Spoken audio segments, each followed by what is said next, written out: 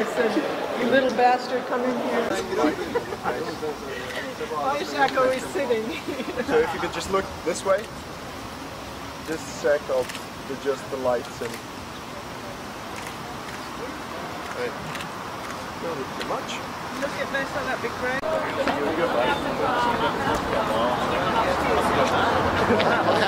Everyone knows the food.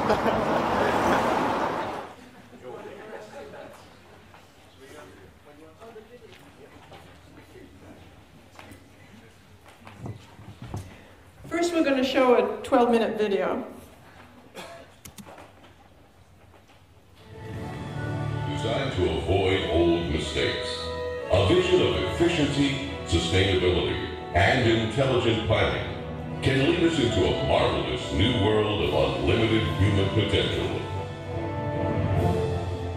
Designing the future.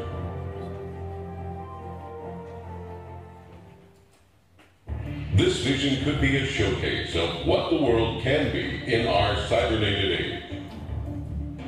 Science and technology could be used for human betterment and the restoration and protection of the environment, serving as an example of the intelligent application of a systems approach. While some people advocate the restoration of existing, worn-out cities, these efforts fall short of the potentials of modern technology to attain a higher standard of living for all the city's occupants. The circular arrangement efficiently permits the most sophisticated use of available resources and construct a learning center where people from all over the world visit and hopefully emulate this design approach in other parts of the transportation and its simplicity and durability. This will include the flexibility to permit ongoing and later changes. The city would function basic structural elements, which are prefabricated in automated plants and assembled on site.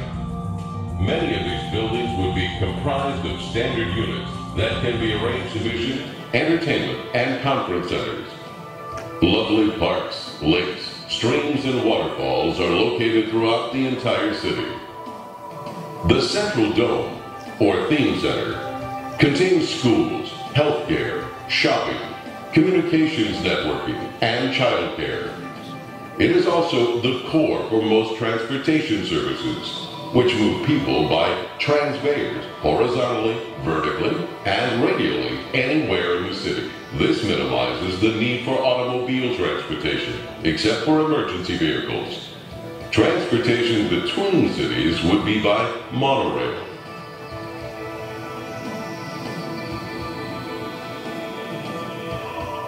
The Central Dome will eventually house a cybernetic complex, which serves as the brain and nervous system of the entire city.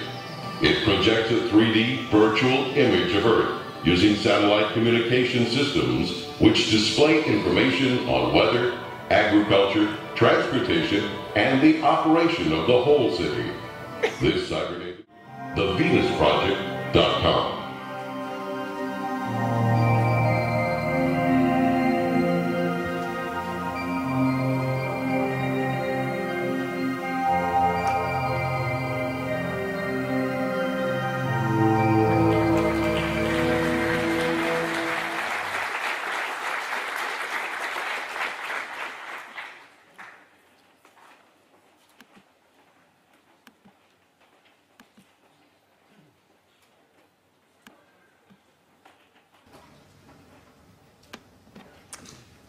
I wanted to thank everybody for coming here this afternoon. We really appreciate it. And I also wanted to give a special thanks to Andrew Wallace, who made all this possible, who organized this and put it on. And a special thank you to all the Zygites members, Navid and all the Zygites members from the chapters here that helped with this lecture as well. So we really appreciate it. I don't know if all of you know, but all of the models, all of the designs that you saw in this video were done by Jacque Fresco. But unlike the film you just saw, we live in a world where our social systems are old. Our language is old. The way we acquire goods and services is outdated. and our cities are detrimental to our health, and a tremendous waste of energy and resources. And our politicians don't provide a way out of these problems. In other words, they don't serve us. Excuse me, a little technical problem here.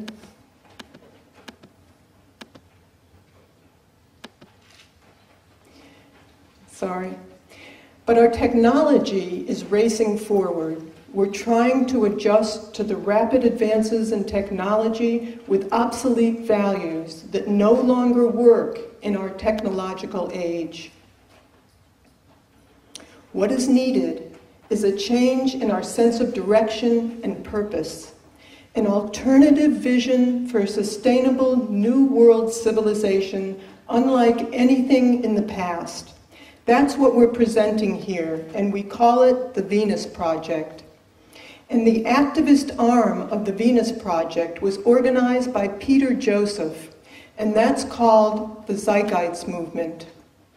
When I refer to sustainability, I'm not referring to sustainability for the banks that keep us in perpetual debt and keep countries in perpetual debt, nor the corporations or the obsolete social system that we live under. By sustainability, I mean the well-being of all people in a new system that would bring everyone to their highest potential while protecting and preserving the environment.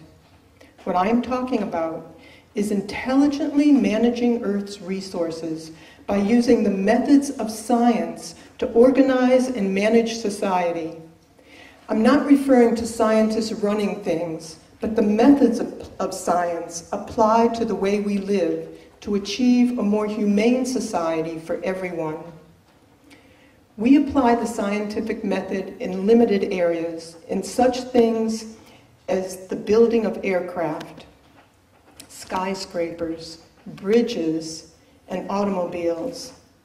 Over the centuries, we have developed a consensus that when it comes to matters of personal safety, we choose science and technology rather than primitive belief systems or politics, because science has proven to work. Then why don't we use scientific scales of performance when it comes to planning our societies, our cities, transportation systems, and so on? If science has a lot to do with what works, then clearly there's much about today's society and economics that is not scientific, because things aren't working for the majority of the world's people and the environment. If they were, war, poverty, hunger, homelessness, and pollution would have been solved long ago. We have the technological ability and the resources to feed, house, clothe, and educate everyone on the planet. But our practice of rationing resources through the use of money never provided a means to do so. Then how do we even begin to solve our problems when we keep using the methods of the monastery system that we all live under? The use of money is hardly ever examined, but let's consider it along with how much it shapes and influences our behavior and our values. Money itself doesn't have any value at all. It has no gold or anything to back it up. It's just a picture on a cheap piece of paper with an agreement amongst people as to what it can buy. And I would say a forced agreement, because we don't really determine the prices of things. If it rained $100 bills right now, everybody would be happy except the bankers. So let's look at money. Money is just an interference factor between what you want and what you're able to get. People think in terms of wanting a job to get the money to fulfill their needs. But if they really thought about it, it's not the money that we need or the job that they really want, but but it's access to the necessities of life. The use of money results in social stratification and elitism. They say in America that all people are equal, but most people don't buy the kind of car or live in the kind of home that they want. They buy what they can afford. Many cultures tell their people that they are free, but we are really as free as our purchasing power. How can someone have freedom when they can't get the best medical care or best education for their children? Most people are slaves to jobs they don't really like only because they need the money. Many laws are enacted for the benefit of corporations only because they have the money to persuade government officials to bribe them and to lobby, to make laws to serve their own interests. People say that the monetary system produces incentive. This may be true, but to a limited extent. It also produces greed, corruption, crime, war, and poverty. You really have to look at the entire picture. The monetary system is based on artificial scarcity. For example, food products are sometimes destroyed just to keep the prices up. There's a tremendous waste of energy as a result of frequent superficial design changes to create a continuous market. This is really evident in the fashion industry. Our social system is based on the need to continuously buy. You and I in this system are merely consumers. There's a tremendous environmental degradation due to the higher cost of more appropriate waste disposal. In other words, the earth is being plundered for profit. The recent oil spill in the Gulf is a really good example of this. But one of the greatest wastes of resources and lives is the military. How shameful that it's one of our biggest industries in the world. It's little understood just how much our values are shaped by the monetary system.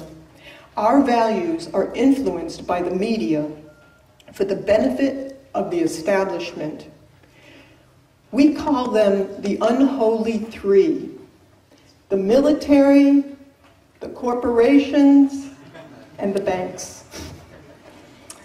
Not many people get that. For the most part, they determine the public agenda to serve their own self-interests. They perpetuate the illusion that society's values are determined by the ground up. They do this through empty words such as freedom, patriotism, and democracy. What we have all over the world is managed news for and by the establishment. They produce the books, the newspapers, the TV shows, the movies, the education, and the entertainment, which in turn helps to shape our values and behavior. In other words, we have an established society that works for a privileged few and gives us our values and behavior in order to keep things as they are. Most important, when the corporation's bottom line is profit, all decisions are made not for the benefit of people or the environment, but primarily for the acquisition of wealth, property, and power. For instance, if your country really cared about you, they wouldn't outsource jobs for lower wages elsewhere. What if all the money in the world suddenly disappeared? As long as we had arable land, factories, technical personnel, and other resources existed, we could build anything we wanted to build and fulfill most of our needs.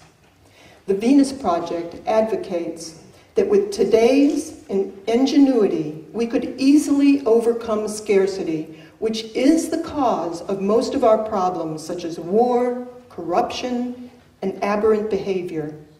We could accomplish this through the implementation of a resource-based economy. This is a very different concept than anything that's gone in the past. It has nothing to do with communism, socialism, capitalism, or fascism.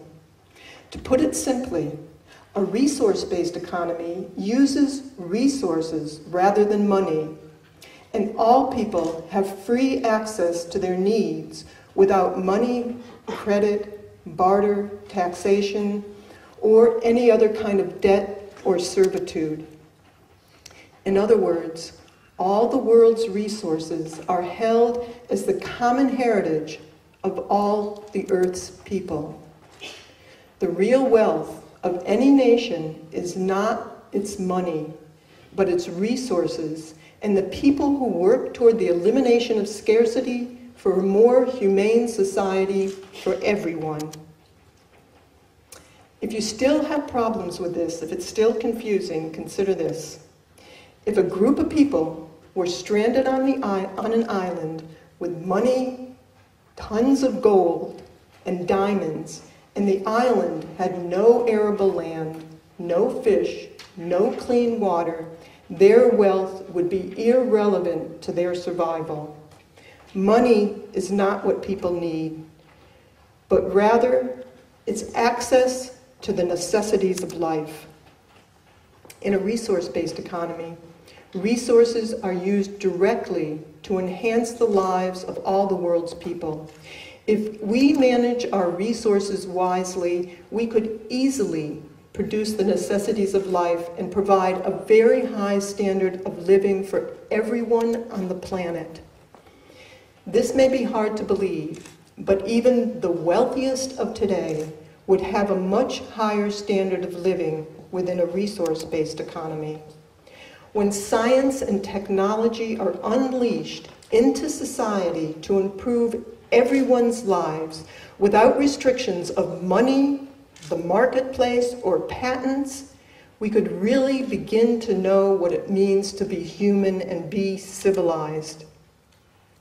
In a resource-based economy, children would be taught to be problem solvers instead of the parasitic professions within the monetary system of today. These professions do not contribute to the well-being of people. These would be fields such as advertising, insurance, real estate, law, banking, politics, and sales, just to name a few. I hope I haven't upset too many of you with that. When all the Earth's resources are shared, there would be no need for the military. This savage profession can easily be surpassed in a resource-based economy. These people are trained merely to be killing machines. How wonderful it would be if they were sent back to school and trained to be problem solvers instead, and learn how to bridge the difference between nations without killing or violence.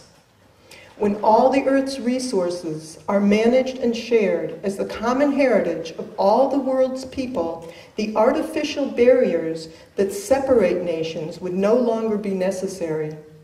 Invasions of countries purely for resource theft will be a thing of the past.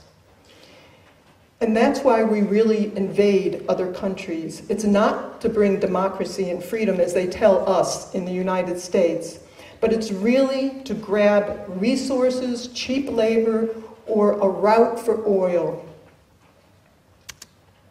In a resource-based economy, instead of fighting one another over scarce resources, people will be working towards solving problems that are common to everyone, such as the risk of heart disease, or cancer, or the threat of tsunamis, earthquakes, and so on.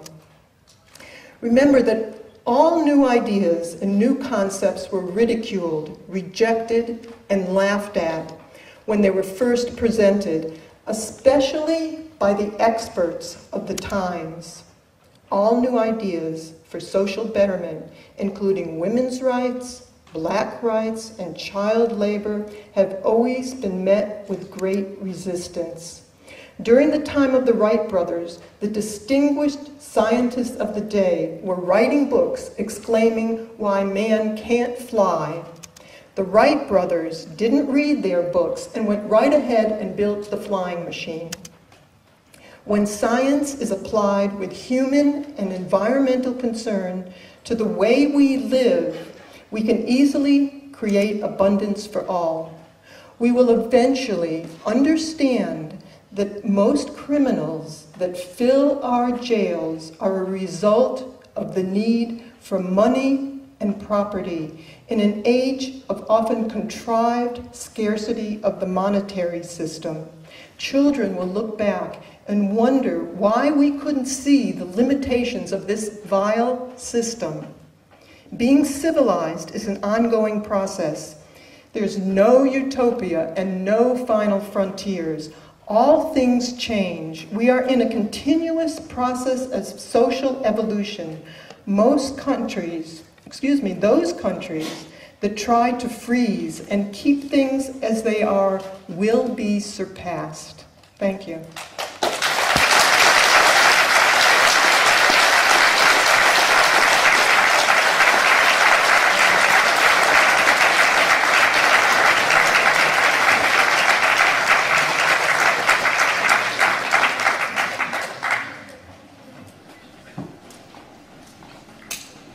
I want to thank all of you for coming and doing the work you're doing to inform other people.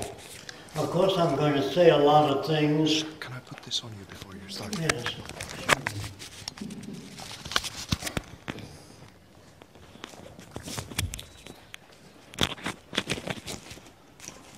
Just there. I think I've got one here. I'm going to say a lot of things. Is it turned on? Can you hear me back there?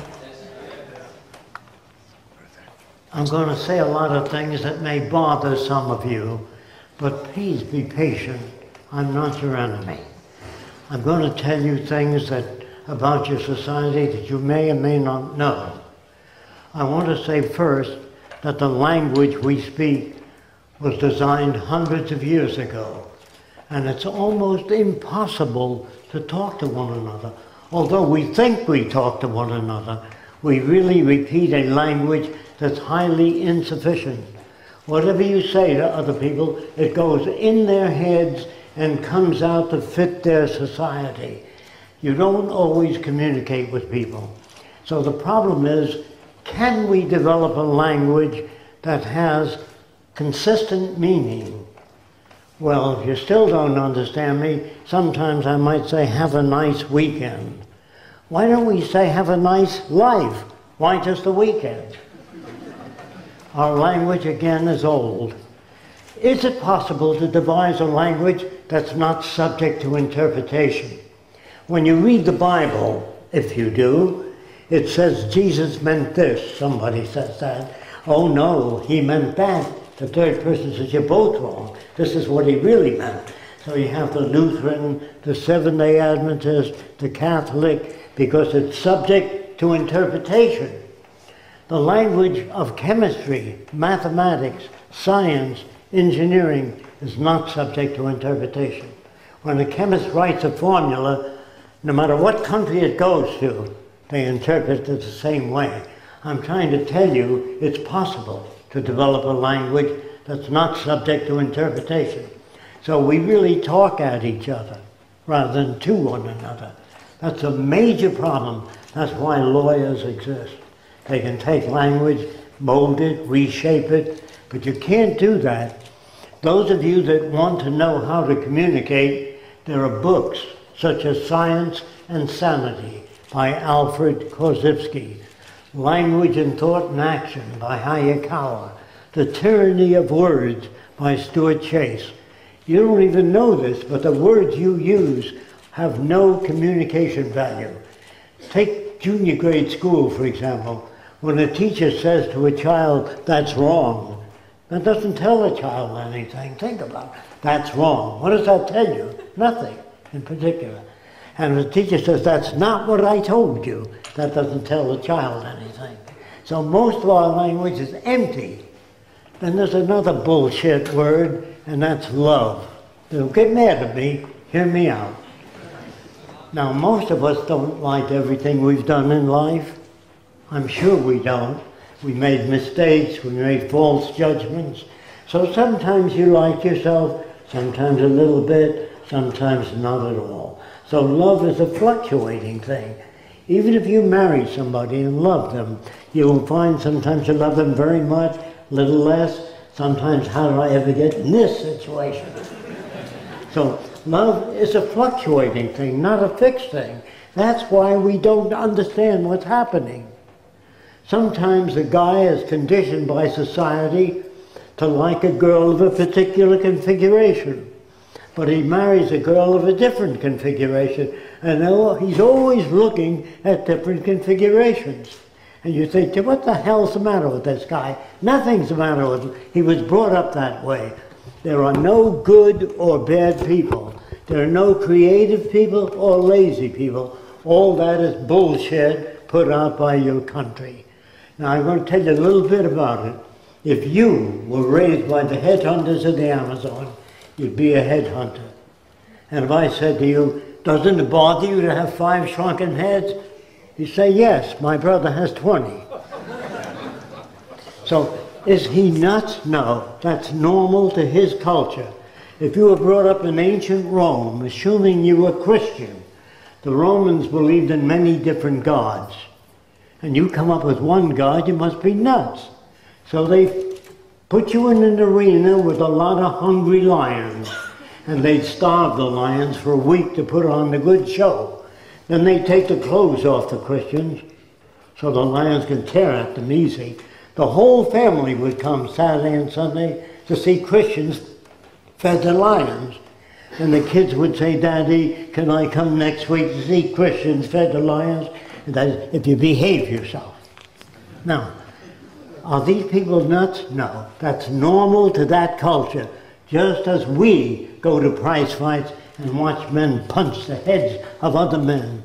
All the things we do are stupid and far beyond civilization. We are not civilized yet. That's why you have prisons, police, war, and all the problems you have, unnecessary human suffering, because people don't understand yet. Their schools do not educate people. They teach you to become a cog in the wheel, as Roxanne pointed out.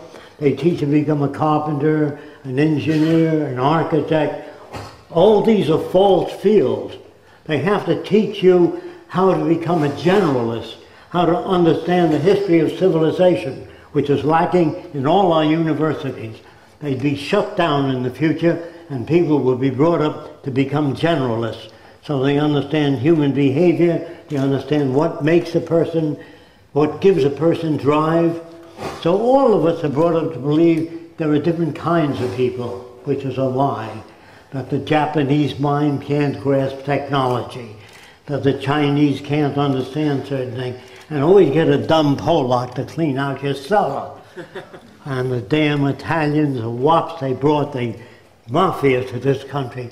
And all that hatred comes from cheap labor. As a rule, when the Irish first came to this country, they worked for 1/2 the amount Americans work for.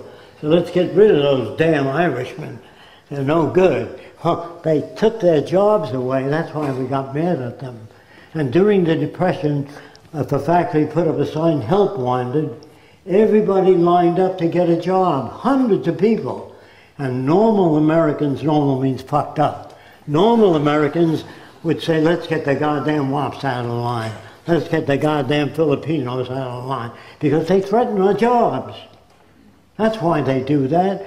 Racial hatred is tolerated and brought about. But I want to tell you this. If a normal American baby or a Greek baby or a French baby were brought up in Nazi Germany, and all they see is Heil Hitler, Deutschland über alles, Germany above all, they become Nazis. If you're brought up in America, you become, yes sir, I'm an American and proud of it. Most Americans don't know that George Washington, the first president, had 300 slaves. Today be arrested as a nut. And most of the people, Harry Truman, President Truman, was a hat salesman, real jackass in presidential position. Now, who are these people in government? What is a politician? I don't want you to take my word. I want you to walk over to any politician you know or do not know and ask them, how can you grow food faster without exhausting the soil and feed the hungry? I don't know. How can you make automobiles that don't hit each other? I don't know. How can you make highways safer? I don't know. They don't know anything. Don't take my word for it. Ask them. They really don't know a damn thing, and I mean politicians all over the world. All countries, all, are basically corrupt. If you don't understand what I'm saying, where do you think America got America from? You think the Indians would come on over, enjoy yourself, take all the land you want? No, we killed thousands of Indians. We starved 50 million buffalo to make it tough for the Indians. And the Indians that fought back really tried to take some land back, but the government decided that they wanted to get rid of those aggressive Indians that wouldn't conform to what we wanted. So they offered $10 for every Indian you killed. And the guy walked over and he said, I just killed 10 Indians. The government said, how do we know that? Bring back a piece of the Indian. So they started scalping Americans, not the Indians. And we brought back 10 scalps to collect $10 for every Indian you killed. Americans are no good, French are no good, the Greeks are no good. All nations are corrupt. They say the sun never sets on England. Where do you think England got all that land from? They took it by killing thousands of people. So if you don't like the guy next door, if you shoot him and miss by 1 inch, you're not a murderer. If your aim is a little better, you're a murderer, if you hit the guy. So today they have guns, machine guns with laser beams. When it's on you and you pull the trigger, bullets come out. If it's a little off, no bullets come out. The guns are getting smarter, soldiers are getting dumber, and they're killing. They're killing machines. We would train soldiers to be problem solvers, send them back to school. How do you bridge the difference between nations? How can we improve agriculture? How can we fight hurricanes, heart disease? This is the real problem, not killing. When you kill people and bomb cities, consider the abortionists. Some people say, gee, it's terrible. They commit abortion, they take a life. If these people were consistently educated, when you have war, you kill pregnant women, children, everybody. Why don't they fight against war? Why just abortionists? There's something dreadfully wrong with all our schools. They have better equipment than ever, the universities, the best, and the wars are getting worse. The atom bomb is considered nothing today compared to the cobalt bomb. It'll kill many more people. Each submarine, I'm talking about America, it's the only country I have information on, has 300 submarines. According to the Navy, each one has more destructive power than all the wars in history. What can you accomplish with that? Then they tell you other things. They tell you things like, be good, be kind. How can you be kind or good? Suppose I have a factory and I turn out things 10 times faster than your factory. Same product. If I share that with you, I lose the competitive edge. If I have patents, I deprive people all over the world from making things that make life better. So how can you be decent? So you go to church on Sunday, and what do you do there? You look at the clothes of other people. Everybody dresses to outpace the other person. And so when they go to church, what do they do mostly? Bother God. We need a new car. My wife needs a car. I'd like a home in the country. And I'd like this, I'd like that. And they say that God knows everything. That's what they teach you in church. God knows everything. He made every planet, every galaxy. So when I went to church, I insulted the minister by saying, if God knows everything, why did Jesus insult God? He said, I don't remember Jesus insulting God. Well, they crucified Jesus. Just before they crucified him, he looked up and said, Father, forgive them, for they know not what they do. And God said, gee, I didn't know that, thanks. You know, if he knows everything, what is Jesus talking to him about? What are you talking to him about if he knows everything? And then he is sick, he's suffering, please ease the pain. Well, I didn't know about that, Aunt Minnie. Okay. So, you see, man makes God in his own image. Some jerk that gets angry and says, Noah, build yourself an ark. I'm going to flood the whole area. I don't like the products I turned out. He's going to kill everybody. So Noah is to build an ark. If he took 2 kinds of every animal, the ark would be about a mile long. Who cleans the shit out of that boat? The stories are so ridiculous, they're not even sensible. So when I read the Bible instead of the comic strips, because there's nothing in it that makes sense. God sits on a throne, he makes a man and a woman, puts them in a beautiful garden, and then he has a snake that walks upright, according to the Bible, not me. And the snake says, eat of the fruit of knowledge. And Eve did that, and he kicked them both out and slammed the gate shut. All loving, all kind God. The contradictions are so thick in the Bible, it's amazing that everybody doesn't see it. Now in the Bible, if you're religious, it says thou shalt not kill. It doesn't say you can kill Wednesdays and Thursdays. It says thou shalt not kill. Then it says love thine enemy, meaning if a man strikes you, turn the other cheek. And what happens in times of war? What's the matter with these Christians? Larry King once said, what do you think of Christianity, Fresco? This is a great idea. When are they putting it into practice?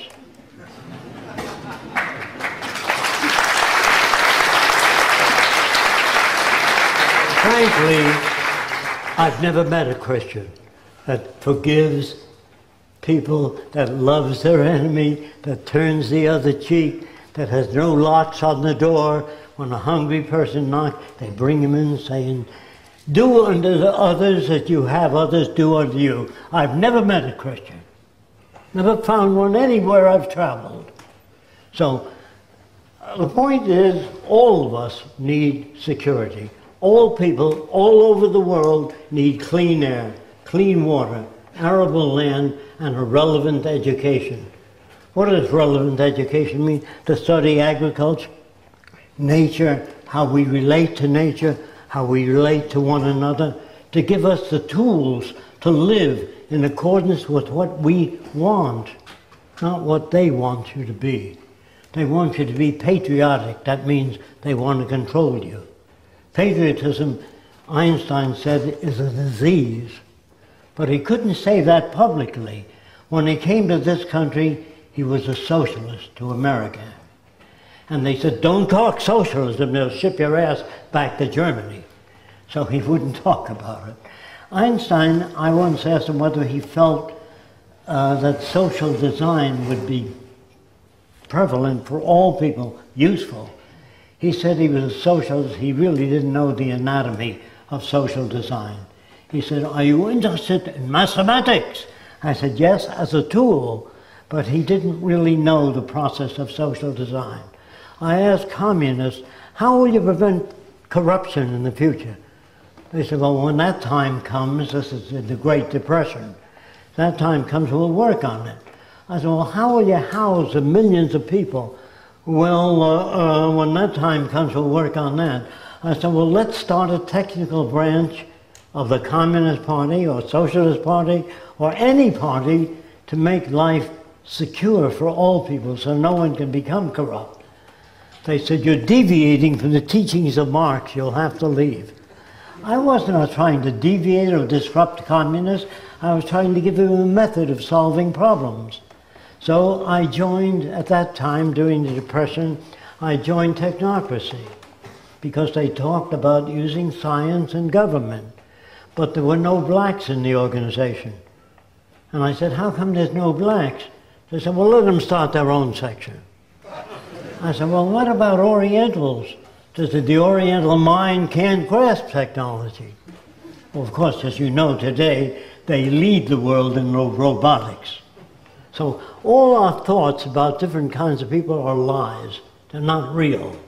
We have to understand that all people tend to love their kids.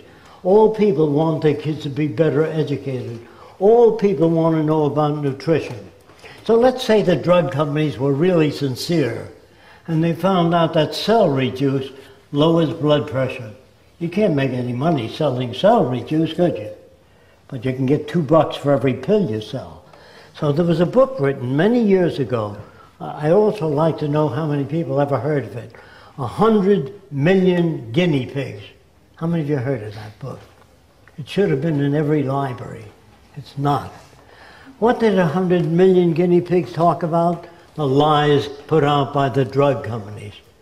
And the People of America was a bestseller, by the way, in America years ago. And they demanded that the government put in a Pure Food and Drug Administration to check the claims of the drug companies. And they did. They got that in. Now it's run by people of the drug company. Everything becomes corrupt. Everything we touch. So Oppenheimer went to visit Harry Truman, President Harry Truman, and said, look, now that we have an atom bomb, why don't you demonstrate it about 30 miles out at sea so the Japanese can see it, so you won't have to drop it over Japan. Give them a chance to surrender. Harry Truman said, get out of my office. I never want to see you guys again. And he dropped the atom bomb on Hiroshima, Nagasaki, because he was a jackass. Most presidents are very stupid people. They know nothing about ecology, the evolution of society, or have ever, no politician has ever increased the agricultural yield, made automobiles safer, airplanes safer. What the hell are they doing there? How do they get the job? There's something dreadfully wrong with education. The people in Washington, I can only talk about them, I believe all countries are similar. The people in Washington should know more about human behavior, the latest technologies. They tell you if you want freedom, write your congressman. Why do you have to write him? He should know all those things. When you fly in an airplane, you don't have to write the pilot, say you've been flying at an angle for half an hour, straighten up. They know their business. The same for government. They should know everything about modern technology, human behavior. When you put a man in prison, say he stole a watch that cost $150, and it's the fourth time he committed that crime. So you put him in jail for 7 years. That's a hell of a lot of watches you can get him. Figure the cost of that. Feeding him medical care for 7 years. Let him have the watch. It's much cheaper to give people things they need than to kill them. It's much cheaper. Think of men in jail for life. You know how much that cost?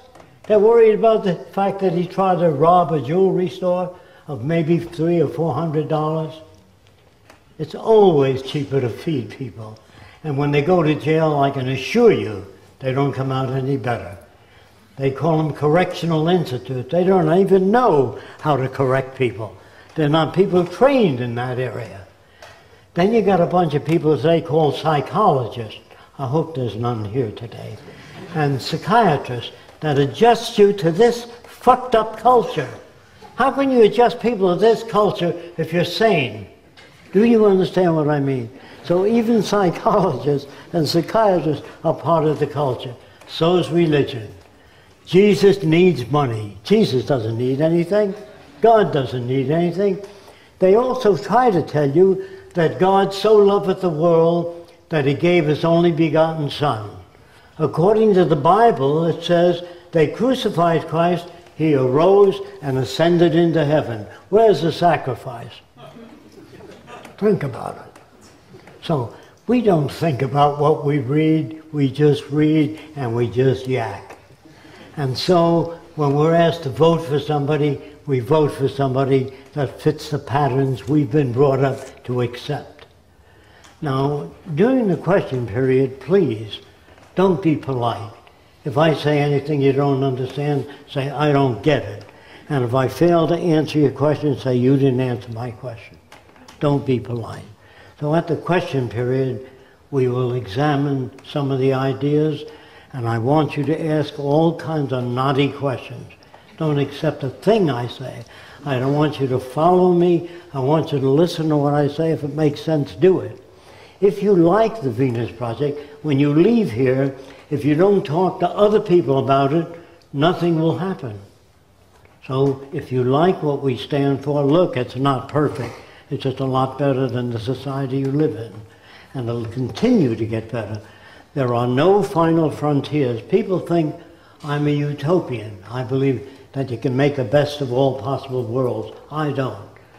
Even if I design a city that works, that city will be a straitjacket to the kids of the future. They'll design their own cities. If you make a statue of me and put it in a city, that holds people back. In order to move forward, you have to look at things, examine it, improve it, and move on. History is very poor. You don't learn much from it. If you study history exclusively, you won't come up with new ideas. We want to move on. There's no such thing as utopia. Every city I design would be the best I know up to now. And as time goes on, you learn more and the city changes. Nothing can be frozen and kept that way. Everything keeps changing. There are no final frontiers. That's what's the matter with heaven. It's fixed. Everything is the same way. Just consider this. If you went to heaven and you looked down and saw starving kids in Africa, war on earth, would heaven be a peaceful place for you? Absolutely not. There were a bunch of angels that turned against God, so he kicked them all out. They're called the fallen angels.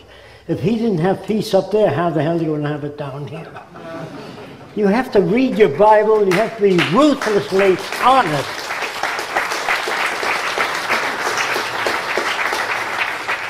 If you're not honest, it won't work. It says in the Bible, judge not, lest you be judged.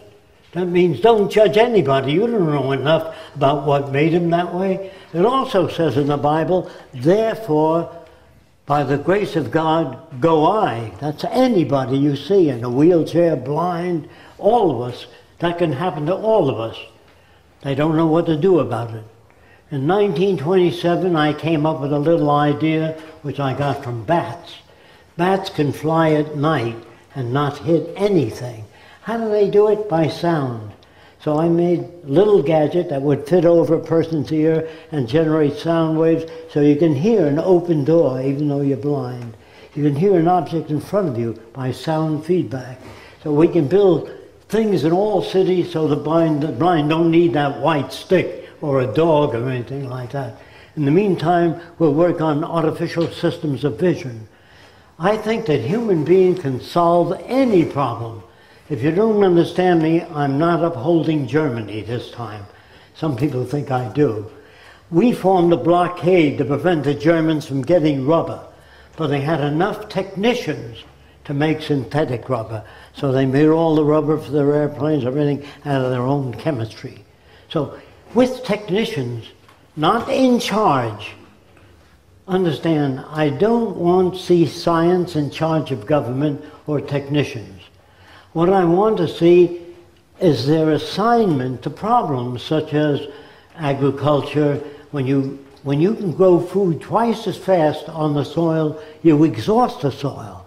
So we want to know how to grow food faster without exhausting the soil. The United States Army dumped 65 tons of nerve gas into the ocean off the coast of Miami, near the Gulf Stream. How can you love the country if the Army did that? They don't know what they're doing. They say, we want you to dump nerve gas. Yes, sir. We don't want obedient people anymore. We want you to understand what's happening. We don't want you to vote for a senator or some other jackass. They are incompetent, all of them. I want you to understand everything that you have today is your electric lights, your airplanes, your automobiles. You had nothing to do with them. You got them just being born in a country that had that technology. You got it for nothing. I don't think any of you here worked on the electric light or radio or television, very few people. So you got all that for nothing. Does it hurt you? Of course not. They said, well, you don't want to give people things for nothing, do you? This kid said that to me at Princeton University. Fresco, you want to give people things for nothing. So I said, are you paying your way through college? He said, no, my dad is. I said, does that hurt you? This kid said to me, he still doesn't believe anybody ought to get things for nothing. So I said to him, well, as I understand, your father is wealthy. If he dies, you want his money to go to the heart fund and the cancer fund, but not to you, because you don't believe anybody ought to get anything for nothing. He said, just a minute now. Everybody wants things for nothing. You got the earth for nothing. You were born here, beautiful scenery, clouds. You didn't make any of that. Does it hurt you? Of course not.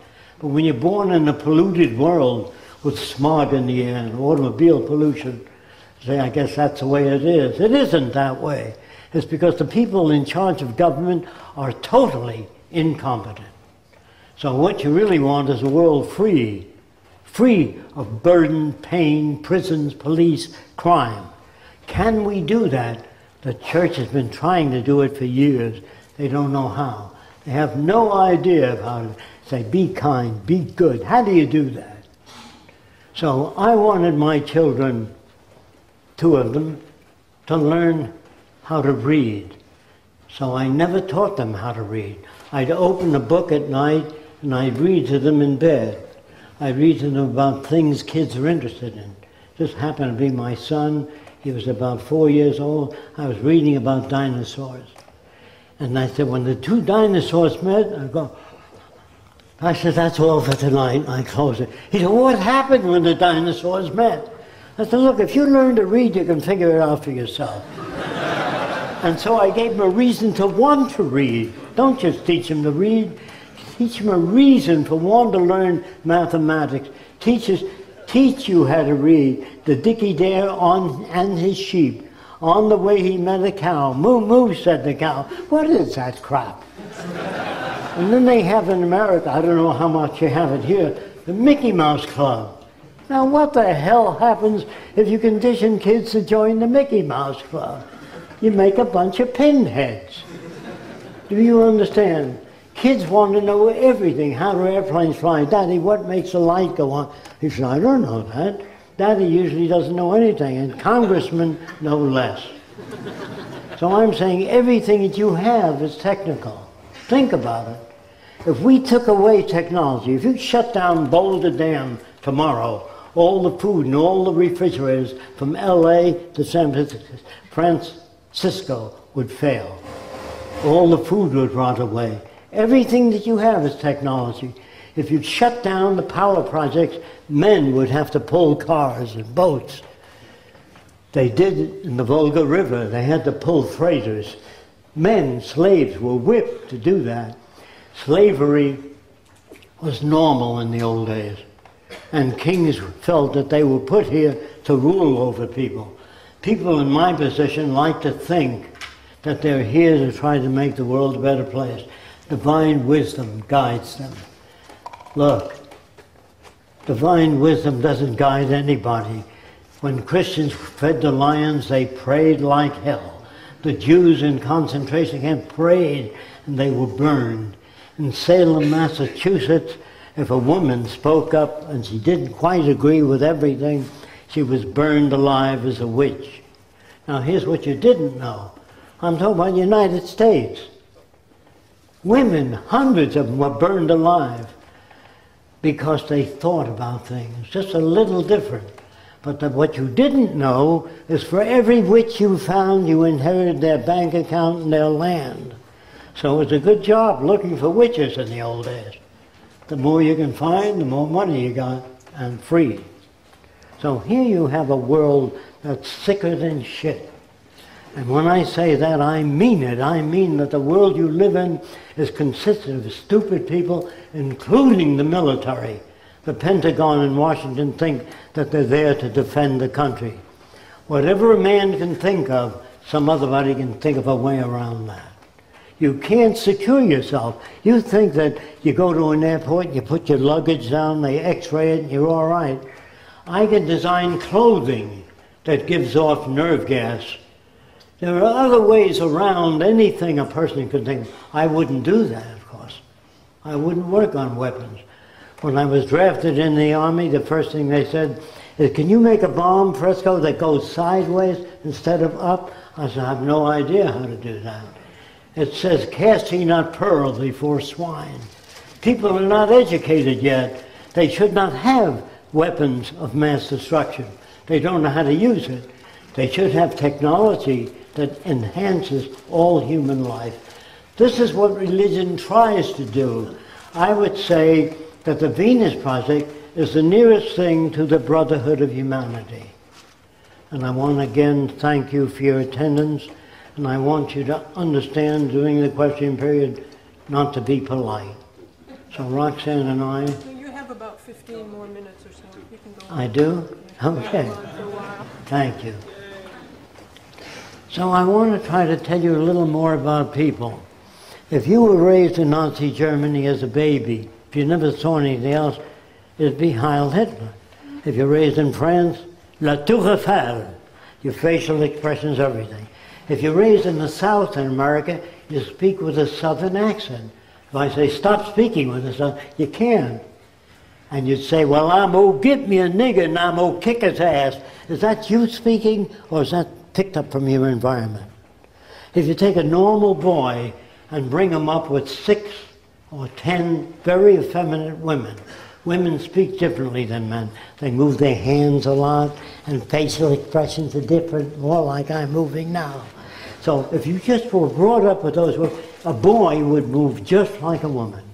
If you're brought up in Italy, you say, come on, eat, there's a good food. See, because even that is reflection. If you're brought up in Germany, again, it's Deutschland over alles. If you're brought up in any other country, you might say, you know where the person was brought up from by the way they speak. How are you, mate? You know where that guy comes from, Australia. How are you, mate?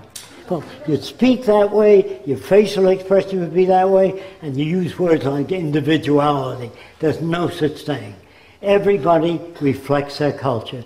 If you lived in France 10 years, you moved to Germany, you live there 10 years, you speak with a German-French accent. Not a thing you can do about it. So we reflect our culture, all of us. So when they say, think for yourself, you can't. Because you think as an American, or a Frenchman, or a German, or a Greek, or an Italian. So really, when Germans speak, they speak, when they come to this country, they speak and say, well, I give you some idea of what happened. That's the way they speak. They pick it up. It's a cross between German and English. I worked for a guy named Ernst Udet, who was an ace of World War I. He shot down 71 planes. Since I worked for him, I said, how did you shoot down 71 airplanes? Maybe if he shot down 5 or 6, that's possible. But how can you shoot down 71 airplanes? He said, what's very easy, Fresco. That's the way he spoke. He said, I would fly above the squadrons and I'd look for a rookie, a bad pilot that didn't know how, and I'd pick him off.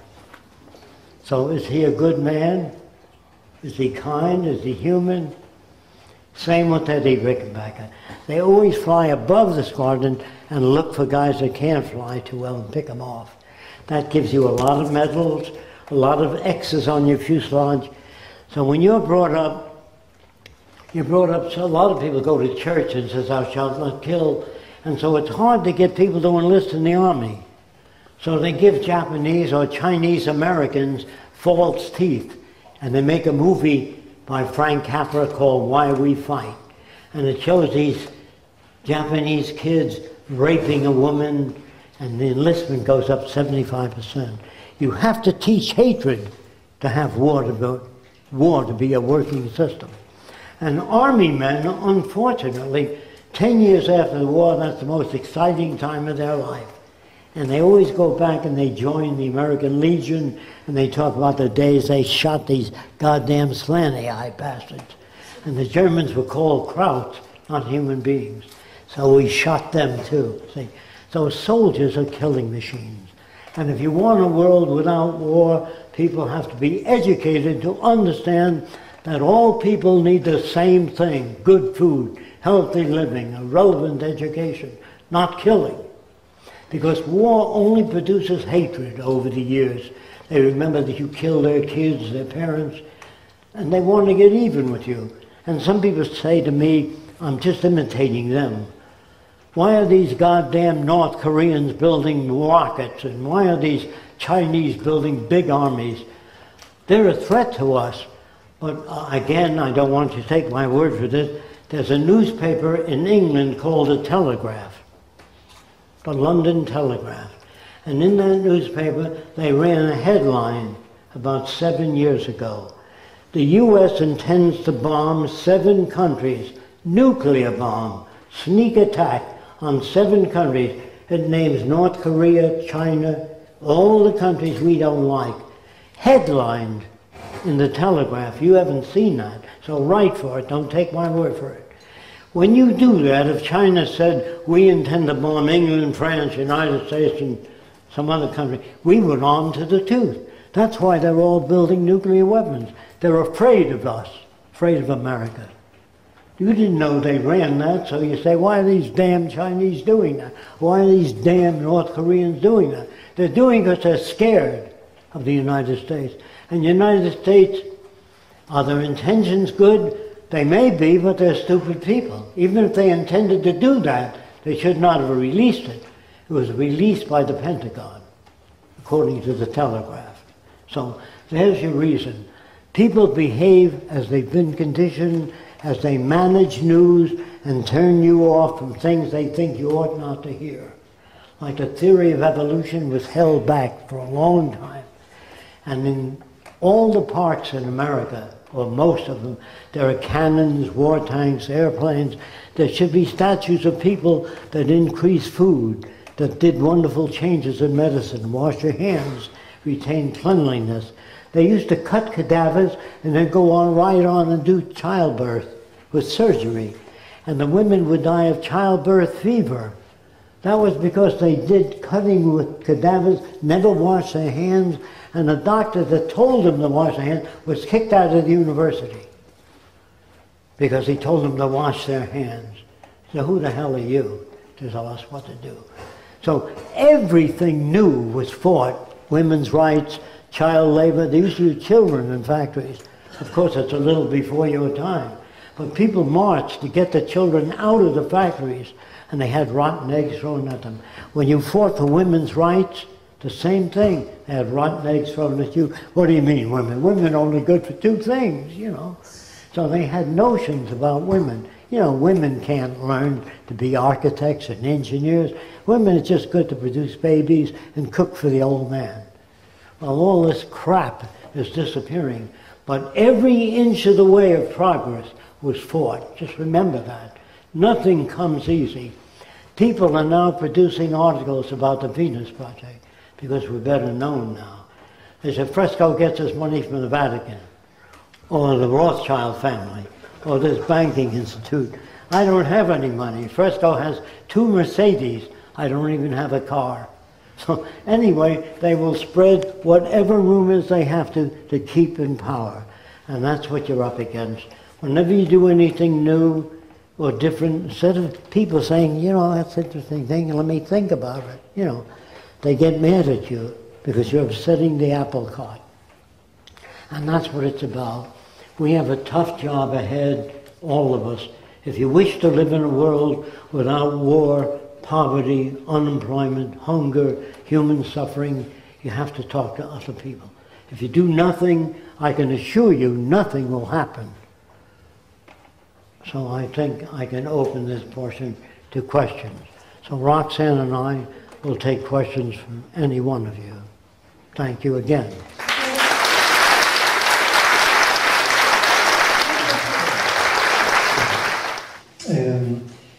You speak about science and technology looking ahead. There is aspects of science like archaeology and whatever, that looks back to rescue knowledge that has been quite advanced. Like in Crete, they had the culture of peace for like 1,000 years. Like pre-Inca agriculture knew about cultivating in different cultural ecological niches. Andrew? Therefore, it's not maybe looking ahead, and not all cultures are based on stupidity, but some learning took place that it's worth rescuing. So what do you comment on that? Could you hear that question? The mic was just resonating a lot. I don't really understand what the question was, actually. Can you just ask, the mic was resonating a lot, can you just come right to the point with the question? Yeah. Science looking back, not just forward, to rescue learned techniques, technology, science. For example, pre-Hispanic, pre-Inca agriculture knew how to cultivate all the way from 3,000 meters to sea level, for example. So this culture of peace in Crete, there were 1,000 years of a culture of peace. So it's something to learn from the past as much as from the future. He's talking about some of the old civilizations you can learn from the past as well as the future. Well, without specific information, I really can't address that question. It has to be specific. If you just try to pinpoint the question, like who makes the decisions? What if a person doesn't want to live in your society? You know, just pinpoint it. Try not to wander all over the place. Otherwise, it's difficult for me. Besides, these hearing aids don't work that good. So Roxanne will have to tell me sometimes what your question is. Thank you. And I think you're just making a comment in terms of technology in the past. Certain people had different knowledge back then that was more helpful, not just looking into the future he's talking about. But I think our technology in a lot of ways have far surpassed some of the technologies, most of the technologies in the past. But there is a lot to learn from certain primitive cultures. Jacque had an experience. You want to talk about the experience in the islands? I think I may have covered it. When I was 21, I went to the South Seas to see what people would be like. Can you hear me back there? And when I got to a group of islands called Tuamotu, when I landed there, I brought mirrors and beads to give to the natives. But they were already in my hut giving out my mirrors and beads. So I said, you know, what's going on? They said, you have too many. I did have a lot of mirrors and beads. But it took me 3 days later, when the old folks pulled in a net full of fish, they threw fish to anyone standing there. They didn't say, owe me $10, you owe me $15. They just gave fish to everyone. And that gave me the idea for a resource-based economy. But another source of information was the human body. If the brain said, I do all the thinking, I want most of the nutrients. If the lungs could talk, they say, if we don't oxygenate the blood, you die as a brain. So the brain said, well, what do you need? Everything you need. So the lungs gets whatever it needs. The kidneys, all the organs of the body get whatever it needs. But if the brain took everything, you'd die in about a week. So I got the idea from the human body. I didn't get, people think I'm a communist or a socialist or a fascist. They call me everything. But I didn't get any ideas from that. I got it mostly from the human body and nature. Yes. Somebody want to walk over there with a microphone? I was wondering about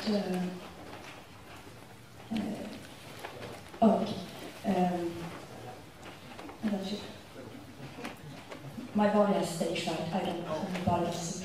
No, I'm scared. Without money, there won't be any reward for work jobs that's unrewarding to do that we still have to do, like taking care of old and sick people. I wonder if there's an idea how to solve that, because people probably won't want to work with it. Talking about incentive, there wouldn't be any incentive to do things such as taking care of older people. Most of today's work can be automated. we don't want people standing behind a counter, like a woman spending most of her life, 30 years, standing behind a counter selling lipstick, Tangy makeup, whatever they sell, waiting for people to come in and buy things. That's really a waste of the brain and a waste of lives. We can automate so many different things. You're talking about taking care of the elderly. There are a lot of people that volunteer today, even when they're out of work or they have work, they volunteer. There are people that care about other people in those positions, and they do take care of older people. But today, the incentive, they tell you the only incentive is the monetary system. The only incentive is money. Well, we're afraid of people that only have incentive for money. In the past, doctors used to take care of people because they really cared about it, about people. Today, mostly in America, I don't know about here, it's more socialized medicine, but it's a business in America. They have 15 minutes to drive people through. They can't talk to them any longer than 15 minutes. So we don't know when they say your kidney has to come out, we don't know if your kidney has to come out or the doctor's paying off a boat. When they send you to have tests in another lab, a lot of time the doctor has a connection and he owns part of that lab. So it's really very difficult to know what's real when money's involved. And the incentive in the future will be no crime, no poverty, no war, no hunger. If that's not incentive enough, then people are really ill. So Martin Luther King didn't march in the South when he believed in something because there was 50,000 bucks put in the Swiss bank for him. He did it because he felt that that was the right thing to do. That's the type of incentive that we'll have in the future. People are really ill today thinking that money is the only incentive. That means all the wealthy people would do nothing because they have money. I know a lot of wealthy people who say they don't have enough time in the day to do all the things that they want, and they don't need any money. But if you're alive, children are curious. They're curious about everything, and we kill that in them. So I think the thing that really hurts incentive the most is minimum wage.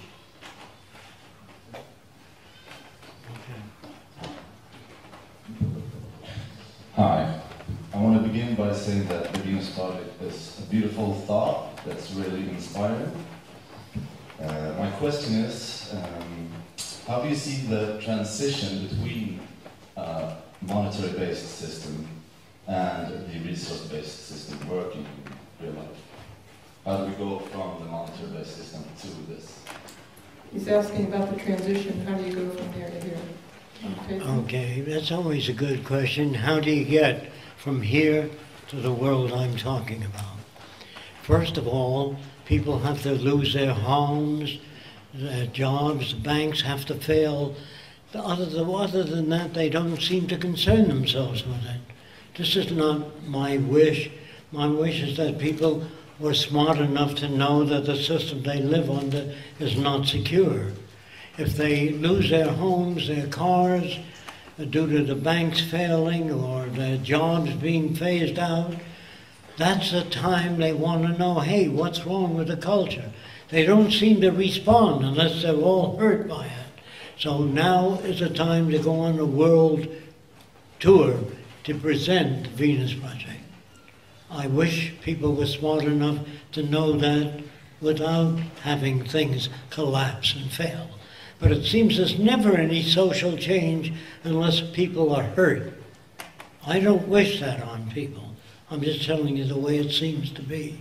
But if we don't get enough information out there and people aren't aware of another direction, then they won't move towards it. So it's really important if you identify with this direction to learn as much as you can about it so you can answer questions and talk to people. So like Jacque said, now's the time to do that.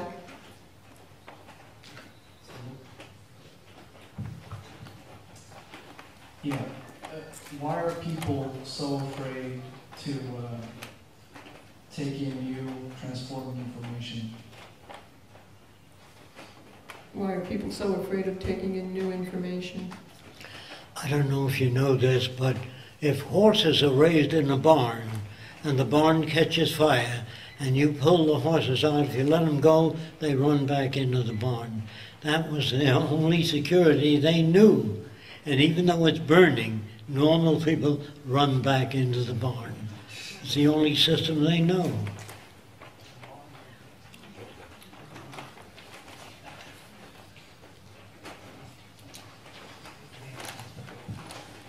Yeah, hi, I just wanted to ask you that maybe you're concentrating too much on the actual monetary power, but what about the power of mankind over mankind? I mean, that is one of the biggest ones.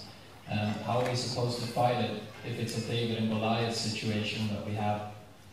I mean, where's the first step? What about the power of mankind over mankind? A David and Goliath type of situation? Instead of just money? Men's power over other men? Yeah. I mean, where does it come from? What about the need to fight that? How do you fight that? Not just the money system. Well, children will be raised in schools in the future with a different value system.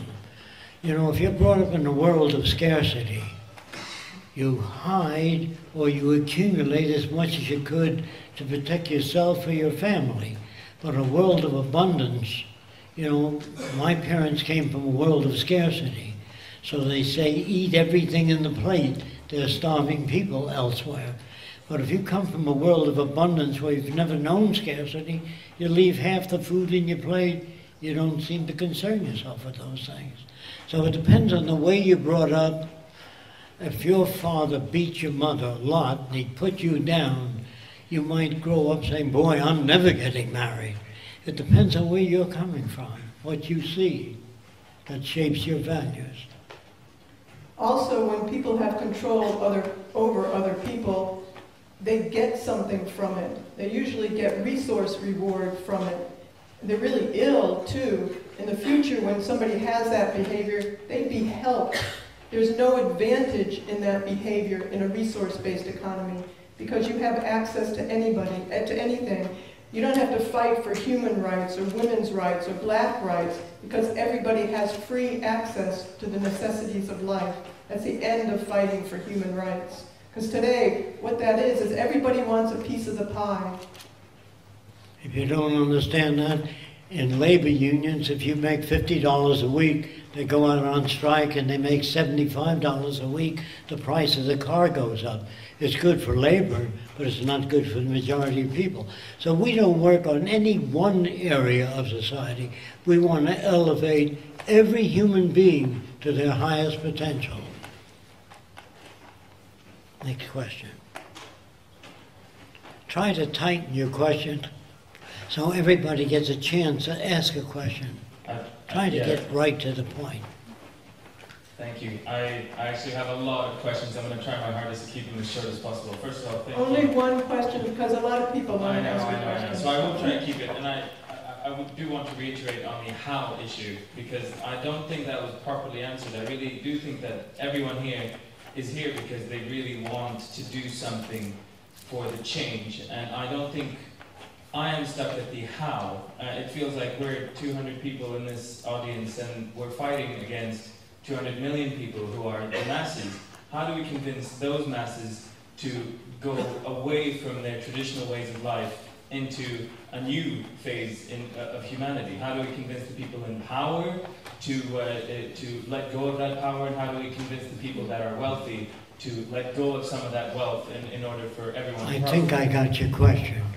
During the last Depression, a friend of mine owned an aircraft factory, and the government approached him and said, we're taking your factory away from you. He said, why? Because you haven't paid taxes on your equipment in 3 years. He said, I have no orders for airplanes. Take the goddamn factory. A lot of factories, a lot of banks failed. And when they failed, Obama, unfortunately, took public funds and bailed them out. And they gave all that money to their friends. You have corruption in government, and your factories, when they fail, people lose control. There are a lot of industries that close when there's no orders. If you own a farm and you grow a lot of food and people don't have the money to buy your food, your farm goes under. So the system itself dies. No system can perpetuate itself continuously. If you don't understand that, Poland believed in the cavalry. The Germans believed in war tanks. and they shot the hell out of the Poles on their horses. They lost millions of men and horses because they couldn't see the benefit of war tanks. The country, I'm not saying it's beneficial, the country that can't see the future, that has no vision of a future, will fall. Others will pass you.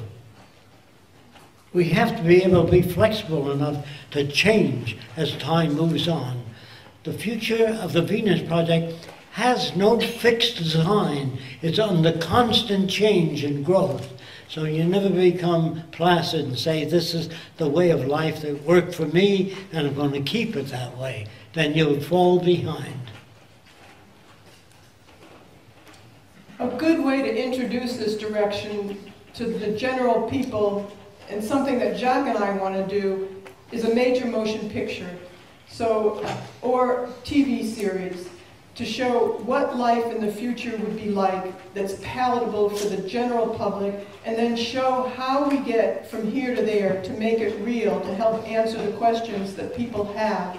This is a great way for a saner transition. We look at it kind of as social therapy to introduce a new direction to people. So you may think that you can't get much done by just talking to people, but it really is important that you learn about this direction, that you talk to people about it. If you're a musician, make music about it. If you write about it. If you do artwork about it. Mention the Venus Project or the Zeitgeist Movement. Do it in any form and way that you can. If you do radio shows, talk about it, or write to people who do radio shows and tell them you want to hear more about the Zeitgeist Movement or the Venus Project on the radio show. So Jacque and I don't have access to the media. We don't have money. We don't have power, but we work at it all the time. We put all our money into it.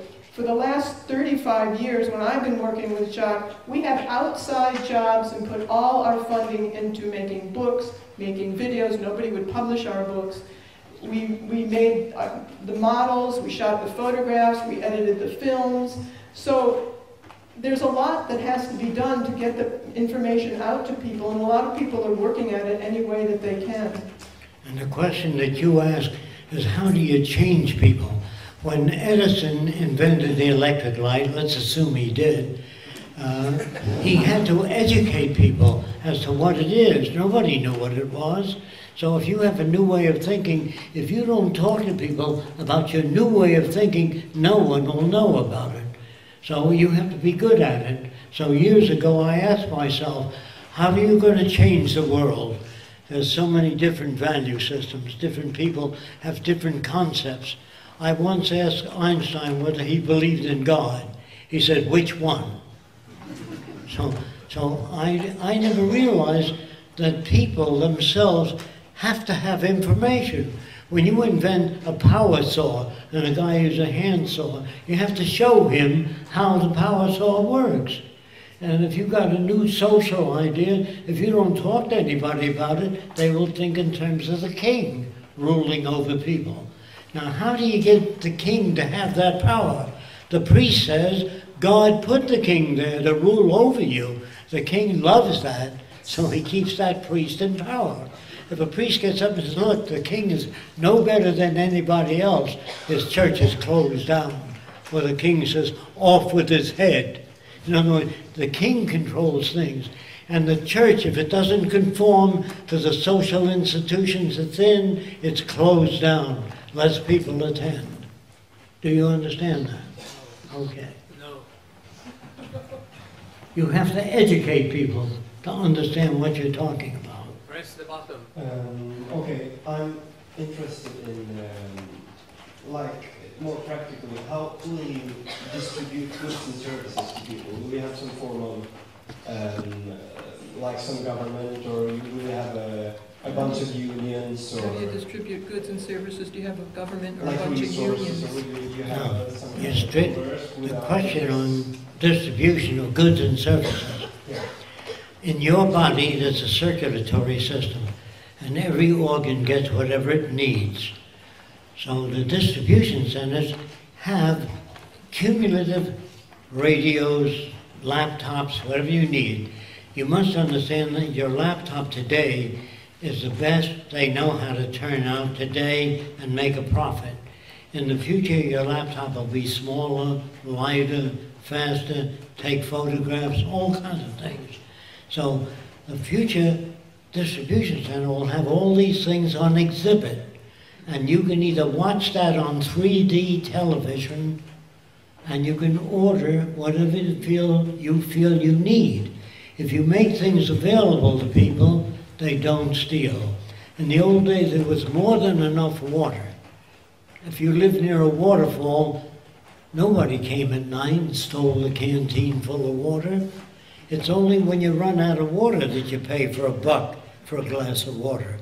It's if you start, they can't control the air you breathe, but it's absolutely necessary for life. But there's so much of it, nobody put a price tag on it. But I can assure you, if we begin to run out of air, you'll have to pay. They did in Japan for a while. You had a slot machine, and you put a quarter in, and you took 5 breaths of oxygen if the air were polluted. They can do anything they want to do. They'd love to control the internet. If they ever control the internet, you can kiss your ass goodbye. So you don't want that to ever happen. The internet is the greatest liberator ever invented. He was asking if there'd be labor unions. How do you distribute things? I said there's a center where you can get anything you want. You go there, and it's not like the Army, but in the Army, if you need a new machine gun, if it doesn't work, you go to the center and pick one that does. Nobody charges you anything for it. If you have an airplane, and the Germans invent a new airplane that's faster, the American aviation industry is given an assignment to make a faster plane. And the engineers are put there. When you need a bridge in a certain area, you don't call the butcher or the baker, you call bridge engineers. They don't control society, they just build bridges. Today's scientists make atom bombs, machine guns, technicians. So you always call upon people that are qualified to do that. You want to put a man on the moon, you don't call ordinary people who believe in a participatory democracy. We'd like to participate. Well, do you know how to make a rocket to get a man to the moon? No. Do you know how to feed people on a rocket ship? No. They can't participate, so you get rocket experts. So the government said to them, can you put a man on the moon? They said, we don't know. They said, what do you mean you don't know? We don't know what a human can stand. So they put him in the centrifuge and whirl him around. If a guy conks out, say at 9 times gravity, they know the rocket can't take off 25 times that of gravity, and people would die. Then they don't know how to feed people in a rocket ship. If you give a man a glass of water, if you pull the glass away fast, the water will remain where it's at. Little bubbles will form. So you can't drink out of it because the water would go all over the place. There's no gravity. So they make a tube and they squeeze the water out. They put the food in the tube. Do you understand what I'm saying? That's what they mean by I don't know. Now, if a man lives in a space station for 3 months, they find out that the calcium begins to disappear in the bones. So they know that when a guy gets out of a spaceship, when he's been living in a space station, he can't even walk. He has to be given new food and rest. You can't know certain things. Like years ago, a man in France, long before the Wright brothers, built 2 wings, and each one was 3 feet long. That is about that long. And he jumped off the Eiffel Tower, and he died. And his brother-in-law wrote, make wings larger next time. Where the hell do you think knowledge comes from? Mistakes. Now, they use the word mistake. Actually, no one ever makes a mistake. The guy that fooled with nitric acid and glycerin, the building disappeared. So did the guy. His brother-in-law wrote, never fool with that stuff. How do you know? You don't know. So that's why you never make a mistake in your life. When you fall in love at 16, it's different than falling in love at 30. Your experiences change it. You look for something else. So when you say that person's right, that person's wrong, you're always wrong at a certain time in your life. Nobody likes what they've always done in life. So they learn. And when they learn, you can't say, well, you were stupid when you were 14. Well, you didn't have much experience at 14. Do you understand? Nobody ever does anything wrong. Now, if you lived in Italy and you had a sister, and the guy looked at your sister with sexual intent, you beat the hell out of him. That's normal to Sicily. What's normal today is a little different. Do you understand? The word normal keeps changing as you become educated and learn new things. If you found out that all criminals were made by society, you wouldn't put them in jail, you'd correct that area of society that makes criminals. What's a criminal? Well, in the old days they said that a criminal was a person that took something out of your possession without your permission. Do you know what the new definition of a criminal is? One who's caught. Think about that. That's closer, isn't it? So if you do criminal things and you're never caught, you're never a criminal.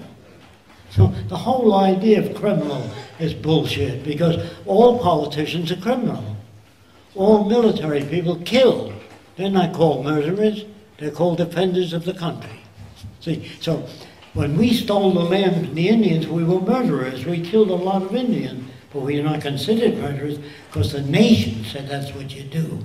When the nation tells you to kill the goddamn Germans or the Swiss or the Greeks, they make it so that they look bad and you want to kill them. So they are the people that create the distortions. If your mother, say, is an old-time Baptist, and this kid named, well, I'm talking about a guy that lived many years ago. Albert Fish. Albert Fish. They believe he ate 45 children, and the public wanted to tear him to pieces. So a doctor, a psychiatrist, a brilliant one, said, don't kill him. I want to try to find out what made him that way. That's the most important thing, to get rid of the conditions that make serial killers. And this is what he found out. He left it out of his book, by the way.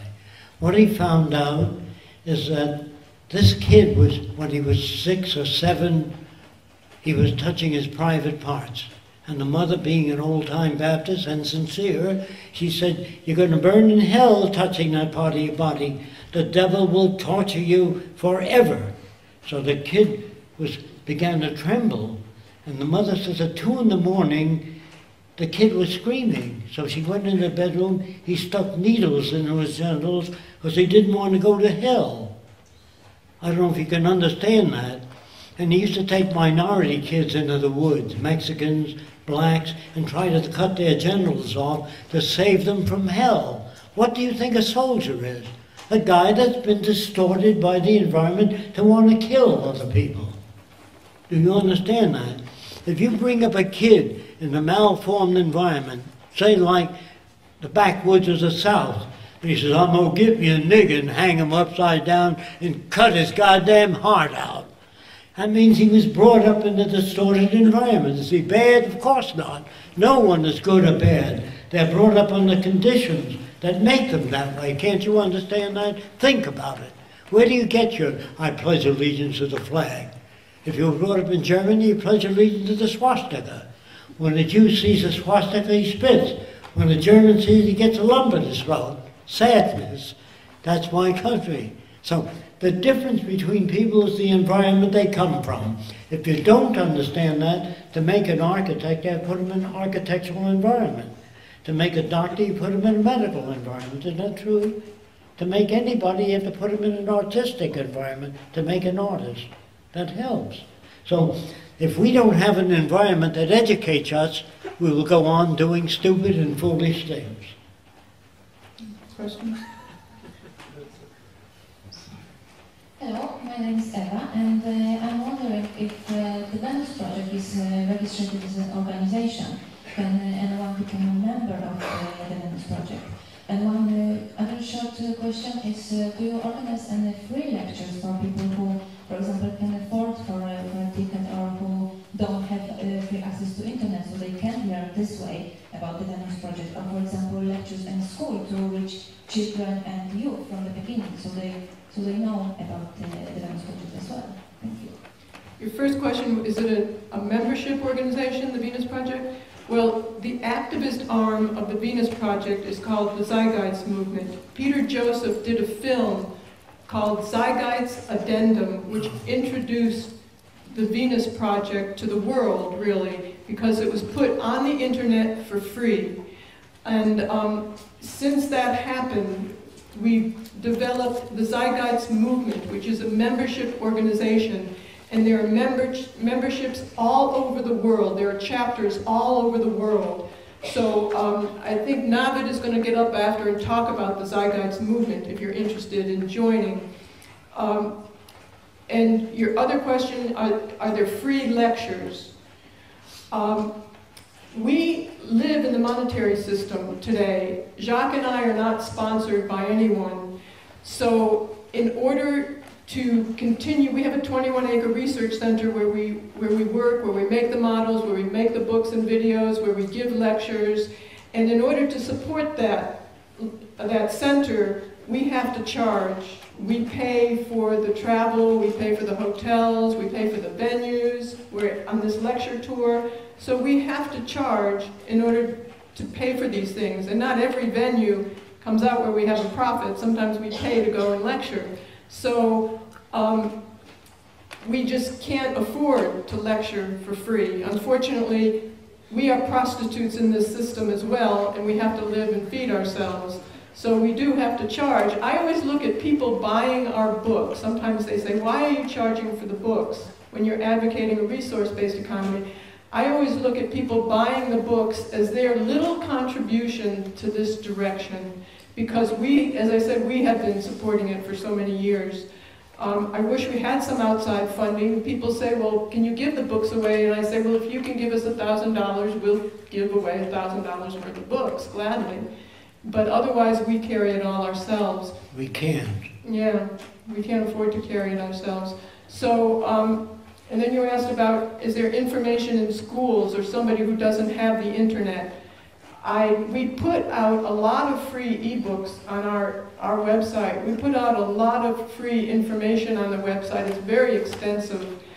And also, the Zeitgeist Movement website is very extensive also, and there's a lot of things to do and join and work with people.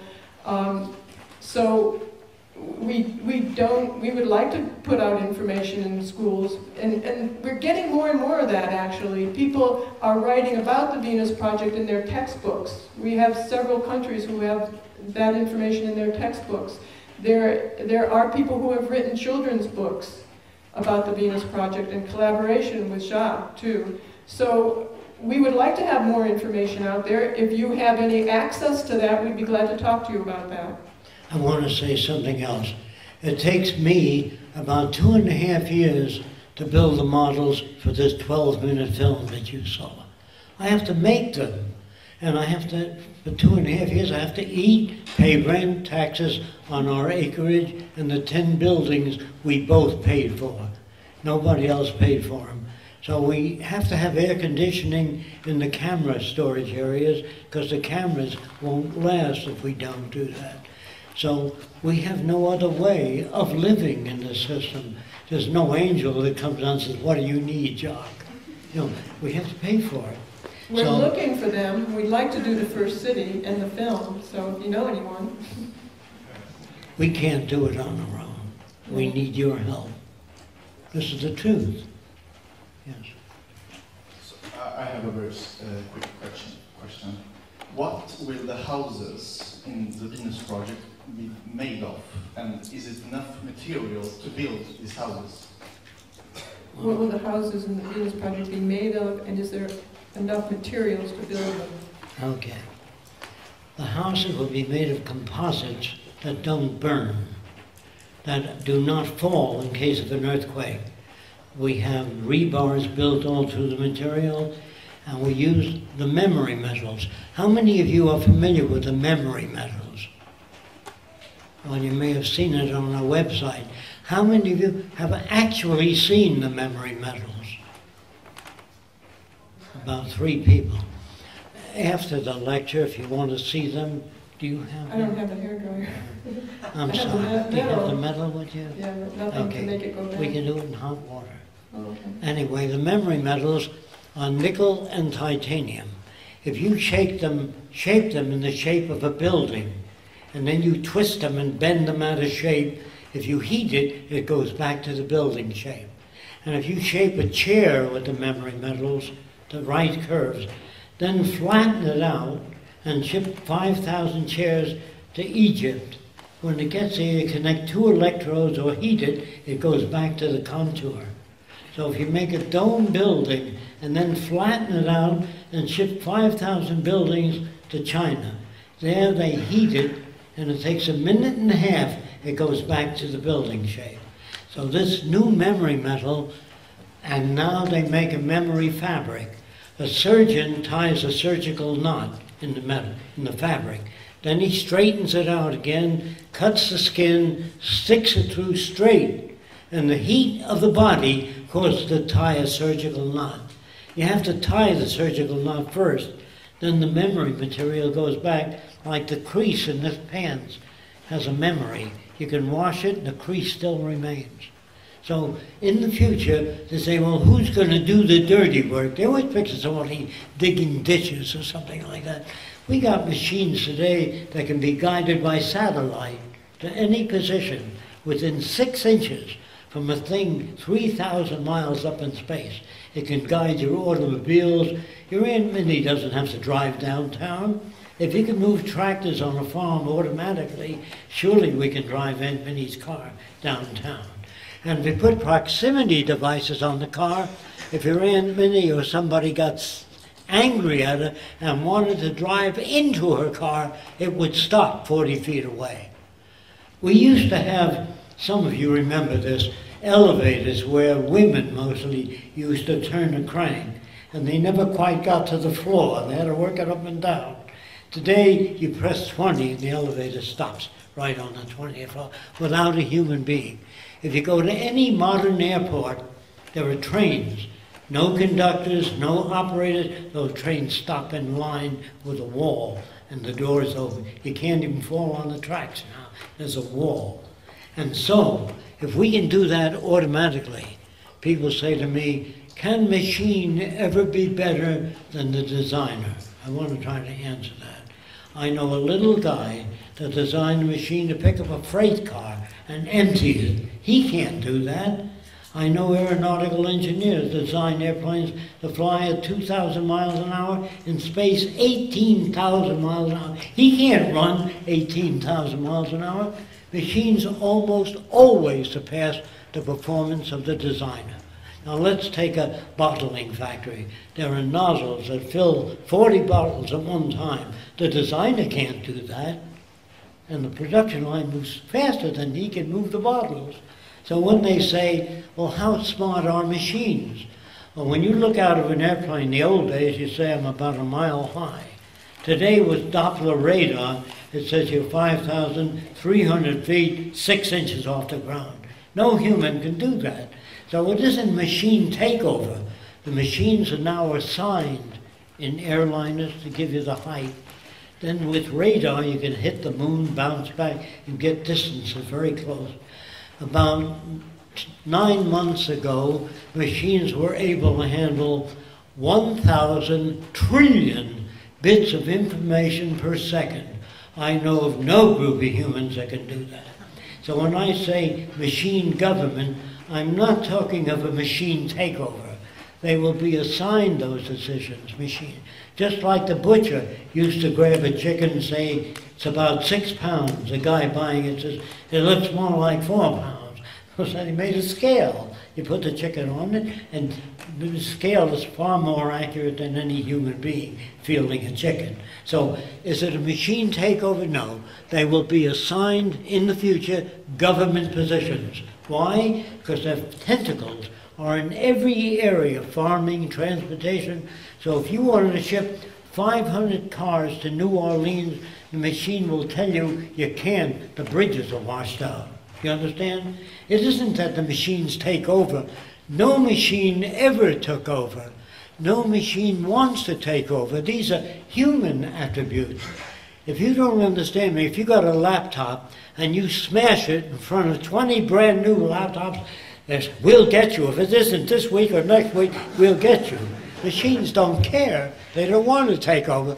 This is Hollywood showing robots choking the guy. Machines don't have feelings. They don't care. If you work your little laptop Saturday, Sunday, Monday, give me a day off, God damn it. You know, it doesn't have those feelings. This is Hollywood at work. And Hollywood writers write about the future, so you have spaceships with men killing each other with laser weapons. That is not the future. I'm sorry, that but you didn't answer my question whole.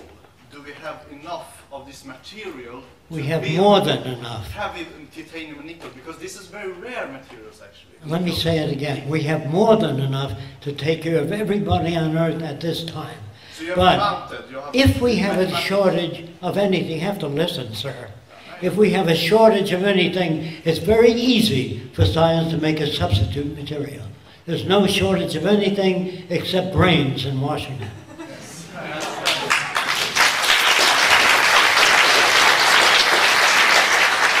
Now you asked a specific question. He did. We'll take another question if there are people who want to ask questions. Okay. Hey, I understand your criticism of the monetary system as it presently exists, but without the price system of individual decisions guiding economic production, what is going to determine the amount of goods and services produced, what kinds of goods and services produced, and so forth? Today, it's arbitrary what's produced. They make a factory, they build things, and they hope that there's going to be an economic boom so they'll sell, or they keep things back until the economy's higher, and then they'll put it on the market so they'll make more. This is a terrible way of distributing goods and services, the monetary system, obviously because most people don't have what they need. So in the future, the system is built for the benefit of people, which is different today than making a buck. So what needs to be done is a survey first to find out what we have, how many resources we have, where they are, where the clean water is, where the technical personnel are, where the factories are, where the sicknesses are, where people are located, where arable land is. We have to find out what we have first, and that determines what we build. It's actually the needs of people determine what's built and where. If you have people who are sick in one area, then that determines how many hospitals go in that area. It's not arbitrary. Nobody sits down and thinks, I'll put a factory out here because I'll get a kickback from that when I sell certain things, or I have land here and I'll put a high-rise here so I'll make more money on that. Today, the decisions are not for the benefit of people. In the future, it will be people's needs that determine how the decisions are arrived at. They're not made. They're based on statistical data. If you don't understand that, if you say, bring everybody up to believe that everyone should have a right to their own opinion, I'm sure that most of you have been brought up that way. If you lived across the street from me and I see 10 guys going into your apartment, I can have all kinds of opinions. She could be a language instructor, a ballet instructor, an art instructor, but if you give everybody a right to their own opinion, you damage society. You ask the average person, you think years ago, you think man will ever get to the moon? Not in 1,000 years. Is he a student of space travel? Does he know anything about rockets? No. You just give people the right to their own opinion and they damage the future. There were scientists in the future that violated the scientific method. They said man will never be able to fly. They should have said, I can't conceive of how to design a flying machine. Will we ever get to Mars and colonize it? I don't know enough about space travel. I don't even know how to design survival systems for Mars. Just say, I don't know. Don't say, not in 1,000 years. When you give everybody a right to their own opinion, you damage the future. You have to think about what I'm saying. I don't want to deny people the privilege of thinking. Just learn how to say, I don't know. That's the most difficult thing for the average person to learn. I don't know. Another question?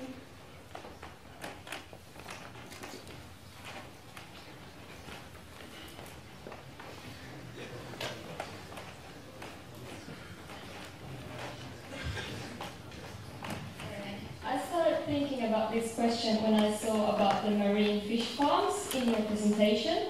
And I think if you say the military is unnecessary killing, isn't meat eating unnecessary killing too? Because we can evolve other methods of living without needing to kill anyone. So what do you think about the idea of creating a better world for all beings on Earth and not just people? Is meat eating unnecessary killing as well? What's that? Is meat eating unnecessary killing as well? She started thinking about it when she saw your fish farms. Oh, okay. A man named Sir Jagadish Chandra Bose in India found out that a cucumber was 6 times as sensitive to pain as a human being. Now, the person says I'm a vegetarian. They assume that vegetables don't feel anything. You can get the book called Response in the Living and Non-Living. I didn't know that. I used to be a vegetarian because I didn't want to kill animals or fish. But you live on living plants, tissue, animals. You're alive. Your weight depends on what you eat. So if you eat vegetables or living systems, you live on living systems. And you convert animal tissue to human tissue. So the guy named Bose, get the book, Response in the Living and Non-Living. I used to think as you did, that I don't want to kill animals, I'm going to be a vegetarian. I used to think, well, what the hell does a vegetable feel? You know, I didn't know that they felt things. Now it's up to you. After you read that book, you tell me what you want to do. About the answer, I wonder who gets to decide who has the right to kill someone to eat them. Can I eat my friends because I'm hungry? Who gets to decide what's right and what's wrong? Who decides what's right or wrong? Can she eat her friends if she's hungry? You won't have any friends anymore. Actually, I can only say this, that to make a cow takes tons of food to make one cow. You can feed more people if you use vegetables. So I would say that not to feed cows or cattle or animals, they take more food to produce an animal than it does vegetables. So for efficiency point of view, I would say that plants may be more sensitive to pain, but they are not broad enough to devise anything. So we have to use that measure. What can a man do? What can a plant do? What can an animal do? And an animal has more sensitive areas of pain in a wider range. So those would be the criteria, that kind of thing, of the future. I would say that in the future, people will not make decisions. They will arrive at them. Like, who makes the decisions under the Venus Project? The answer, no one. They take samples of the soil from all over the world, analyze it, and by the contents of the soil, they say you can grow bamboo for 3 years, then you have to rotate the sugar cane. They give you their findings, not their opinion. So I'm not too interested in the opinions of people. I'm interested in what do you know, what have you found out about that, and we go along with that. There also has to be a lot of studies in the future. We really, science is so tainted today with the monetary system that when they have studies, you don't know who's paying it off and who wants to get a certain outcome to sell a product. So there really is very little real science today, especially in the medical field. It's really difficult to tell what's going on. They buy off the doctors to say certain things about certain pharmaceutical products. They buy off the science magazines in order to put certain things in it. So there's going to be a lot of new research in the future as to what really is good for you, what you need at certain times of life, what kind of nutrients and food is better for maybe for different types of people. So there's just going to be a lot of different research in the future that's real scientific research. And that'll always change when they learn more things. Nothing's fixed, but it's always changing as we learn new things. As I heard from you, you said it's a lack of good brains in Washington. And that is politics, I think. I think we need ethical leaders if something could be changed. Don't you think we could start with democratically chosen good leaders such as Mandela and Do you think we should start with good leaders in politics, such as Mandela, to make change? Mandela doesn't know what to do. He's a very nice guy, very humanistic, but he doesn't know what to do. He doesn't know how to do it. Mandela, I'm going to say this, Castro said that Americans own most of the hotels in Cuba, the whorehouses, the gambling casinos, so he kicked them out. And he put all the poor people in the hotels. Then he came to America and says, I need money to change Cuba. And America said, only if you give back the material you took away from people. He said, no. Now, Russia said, we'll give you $1 million a day to try to build up Cuba. So he got that money from Russia, and he ordered 5,000 tractors from Cuba. It isn't tractors that you need. What you needed was wheels and a power unit and a tram, so you can pull many vehicles. Castro didn't know that, so Cuba remained in a static state for years.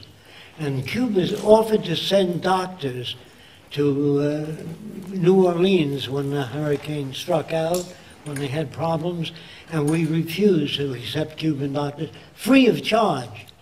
So is Castro bad? Is he good? Well, he did the best he knew up to now. So I went to Cuba years ago, and I'd help any country, by the way, fascist or otherwise, in solving problems. So I went to Cuba to see if I could help. And I said, I'd like to see Fidel Castro. The minute I said that, they took my luggage, examined it, made sure I didn't have any guns or knives in it. I understood that. And they said, you can't see Castro because he's out cutting sugar cane with the workers. He wanted to be one of the boys. So I said, can I get to the University of Havana? Well, they arranged so I got to the university. I want to speak to the technicians there to tell them what to do. So they said in their dialect, Jacque Fresco, we don't have the technology America has, so we cannot do these wonderful things. I says, you don't need it. You jack up a car, put a belt on the rear wheel, and you can process sugar cane. You can move conveyor belts with the rear wheel of a car. Oh, you have to see Fidel. I says, I can't see Fidel. Can you bring him over here? When he's working in the sugar cane field. Well, they had no communication. So I spent $600, which I had practically no money. I stayed in Cuba as long as I can. They took me to the banana plantations where the men were carrying bananas down the hill. So I said, if you put a clothesline up there, hook the bananas on, they'll come down automatically. Oh, you have to see Fidel. I said, I can't see Fidel. Can you arrange it? They had no way of arranging it. I'd help any country. I went to Haiti years ago and brought them surgical instruments from friends of mine, doctors and dentists that had updated their instruments, and they gave me used instruments to give to the Haitians. But the government was so corrupt, they said it's going to cost you $200 to give us those instruments.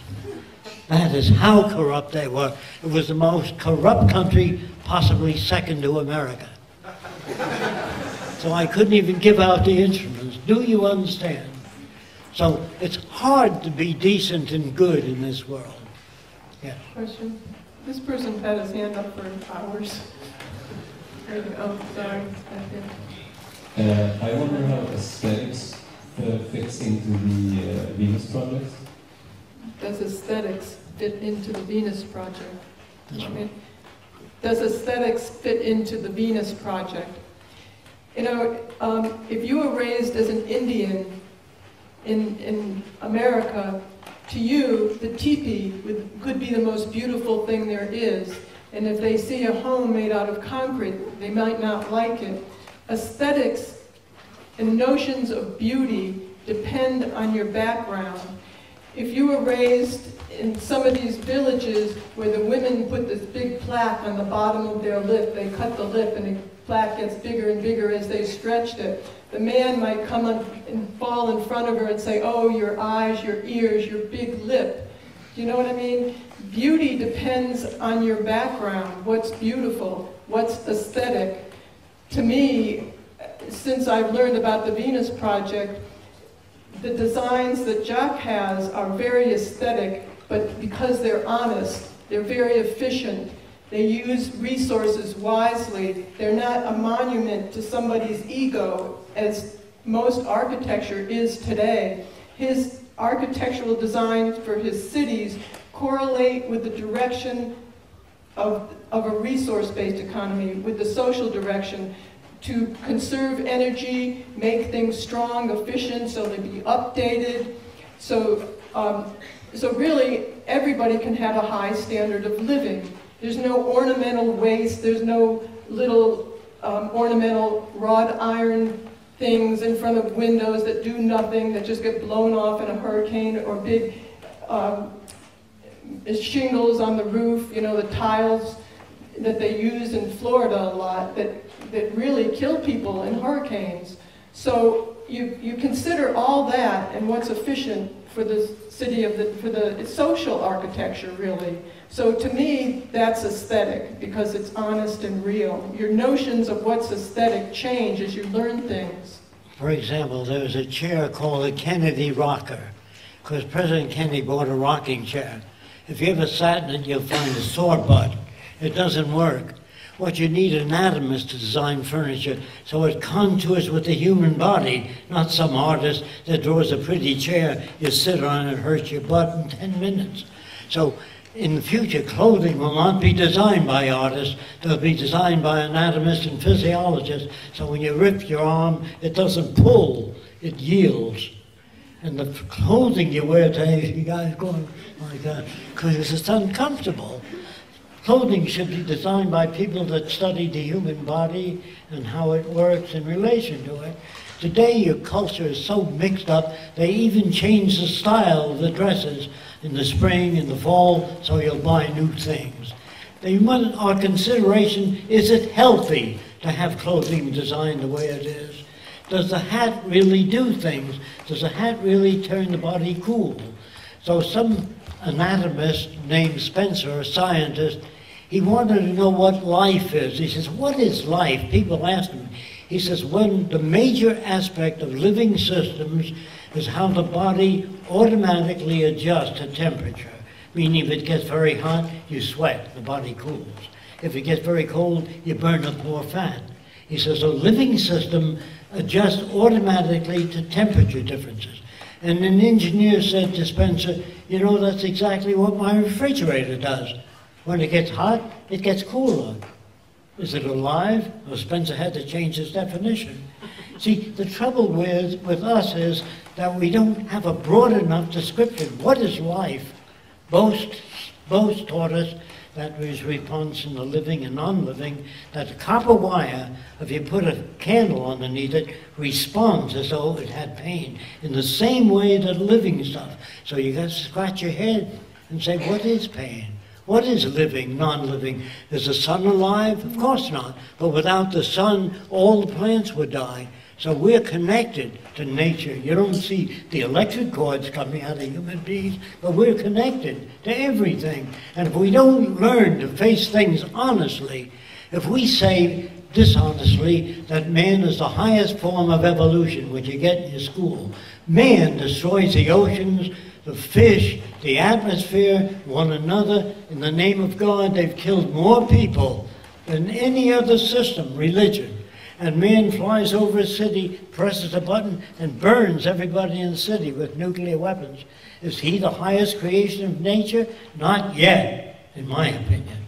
We've got a long way to go. We could either develop paradise on earth or oblivion, wipe ourselves out. Only the future will tell. It's what you do to make the future.